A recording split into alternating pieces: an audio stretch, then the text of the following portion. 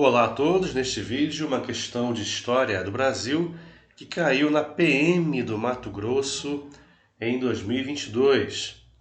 Após um longo tempo de disputas territoriais e fronteiriças, as coroas ibéricas da Espanha e de Portugal firmaram em 1750 o Tratado de Madrid, em que se buscava solucionar esses conflitos.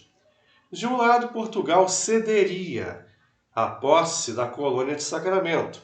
Em troca, o rei espanhol entregaria o território das missões jesuíticas além do Uruguai, onde viviam cerca de 30 mil indígenas da etnia Guarani, os famosos 7 povos das missões, não é isso? Além disso, uma comissão formada por representantes das duas monarquias deveria marcar ou demarcar as fronteiras entre a América Espanhola e a Portuguesa. Qual o princípio jurídico que norteou as decisões do Tratado de Madrid no que tange à demarcação das fronteiras entre as coroas ibéricas na América? Show, vamos lá. Vamos voltar mais ou menos 250 anos no tempo. Houve a descoberta da América em 1492.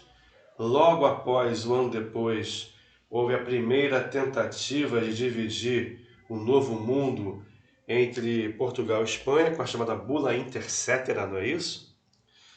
Só que Portugal não concordou muito, digamos assim, com os termos estabelecidos naquela bula papal, então, um ano depois, foi revista essa bula e aí foi celebrado o famoso Tratado de Tordesilhas, não é isso? Que dividiu o Novo Mundo entre Espanha e Portugal.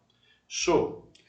Então, esse tratado, você sabe, né, estabelece que há uma linha imaginária a 370 léguas a oeste de Cabo Verde, né, seria o meridiano de Tordesilhas. Daquele meridiano a leste pertenceria a Portugal, a oeste pertenceria à Espanha.